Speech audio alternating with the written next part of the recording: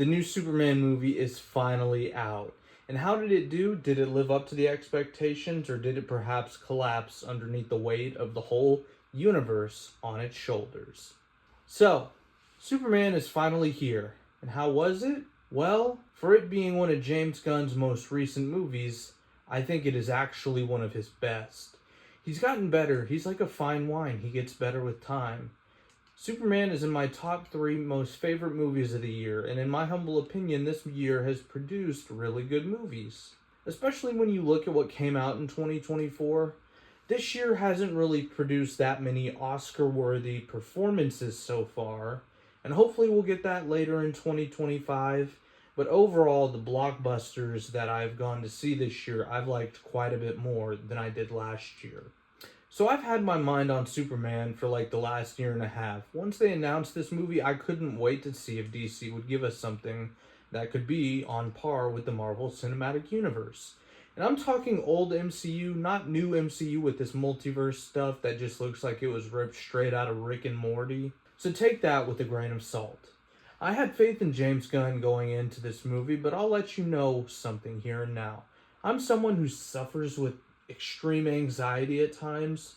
So when I hear that James Gunn is doing a new Superman movie, I assume, because he's human just like the rest of us, that would feel like too much pressure for him. Fortunately, it's not. It's perhaps the best Superman to date. That includes the Reeve movies and that includes the Cavill movies. And this was just a fantastic way to start off a new cinematic universe. Even someone who sees movies on a regular basis, I've got to say, this kind of blew me away. I'm used to seeing anything at this point, but the new angle that they tackled Superman with was just so impressive. This movie can stand on its own, and it can deliver as part of being part of a cinematic universe, which is a quite hard accomplishment to do.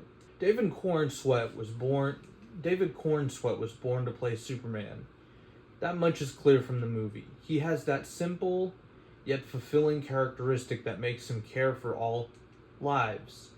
There was sort of an all lives matter theme going on in this movie, and I know that James Gunn a couple of days ago touched on this being an immigrant story, and it is. I don't think this beats you over the head with the idea that Superman is an immigrant and people on the right don't think that he should be here and people on the left think he should be here.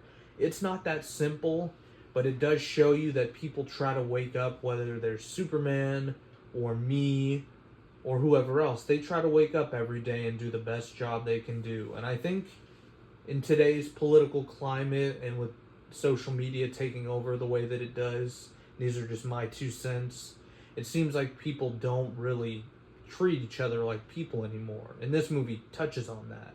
So if you're anything with a pulse, Superman will try to save you if you're put in harm's way.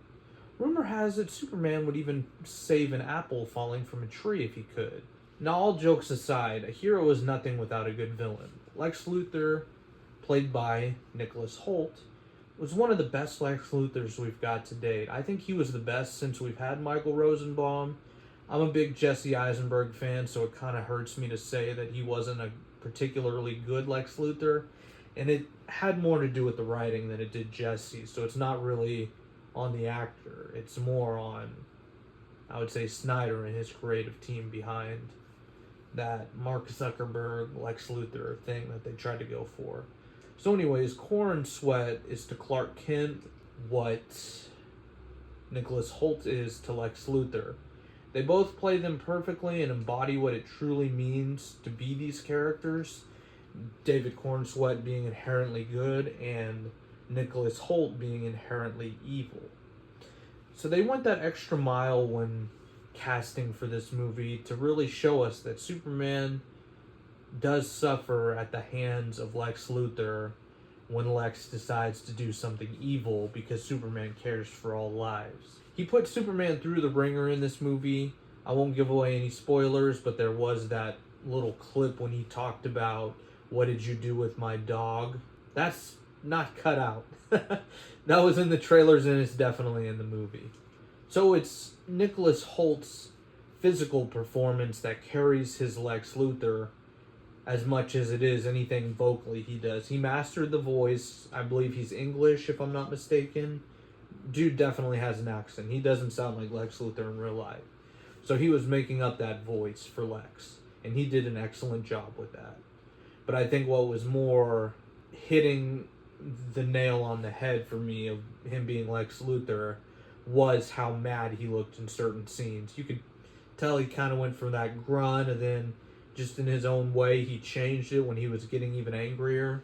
I'm no actor, so you'll have to forgive me for that. So the supporting actors carry this movie from being good to being great. They are stellar. I would love to watch a Daily Planet series just on the people that work as reporters. It doesn't even have to be with Clark. It could just be with Jimmy and be with Perry and whoever that cute girl with the really short shirt on. Fellas, you know what I'm talking about?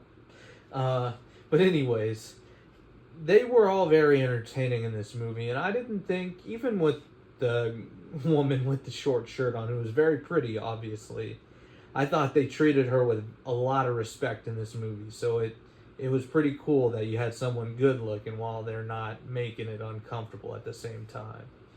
So I want to say that I think Rachel Brosnahan is one of the best Lois Lanes to this point that we've had.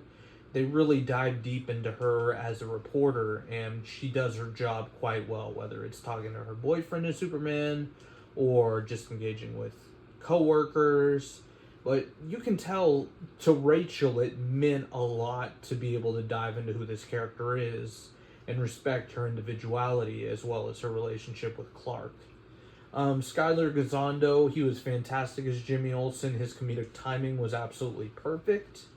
I didn't realize that he had that within him. He played a young Sean on the show Psych, and I really didn't know that he was so talented. I just, another reason why I want that Daily Planet series. I think he would be great in that. I think he can pop up in The Flash or somewhere else that just needs some guy with the camera out on the street, and he happens to be there. Then he could have a funny little conversation with the Flash before the Flash just speeds off. Another scene stealer of this movie is Edie Gathegi. That's a hard name to pronounce, but the guy who's Mr. Terrific. He really does a great job with landing the humor of his character being so kind of emotionless compared to anybody else, and he doesn't really emote that well, but it's played in quite a humorous way that he's just the straight man and he's just directly saying these lines, and while not really inflecting his voice at all, he still has funny moments. And of course, last but not least, Nathan Fillion as Guy Gardner was just terrific. I haven't read many Green Lantern comics, admittedly, but I'm definitely going to now that I see that they have sort of this extra layer of visual humor there with haircuts like Guy's. So I think that adds a little bit to the story of the Green Lantern, and I can't wait for that Lantern show. Kyle Chandler, one of my favorite actors, he played the Coach Taylor in Friday Night Lights. Really looking forward to that show. And yeah, I'm really hopeful with this new DC that we've got going on. I think they're gonna create some good memories for a lot of us and make these iconic scenes, iconic moments, iconic movies. And I think we're gonna have DC ingrained in our pop culture now the way that we have Marvel. And that kind of brings a tear to my eye because I've been waiting for so long to get Superman and Batman mattering like Iron Man and Captain America do to people. I grew up watching the 60s Batman. Not that I'm that old. I'm not yet. I still got my hair on my head. I'm not an old timer yet, but I would always go to my grandfather's after pre-K and kindergarten, and we would throw on those old Adam West Batman shows. So it means a lot to us that we're finally getting these characters done well. So that'll do it for me this time, everyone. If you like the video, please subscribe to my channel and like the video. That'll help us grow. And comment if you want to. What do you think of the movie so far? Have you seen it? Have you decided to put it off? Just let me know. Until next time.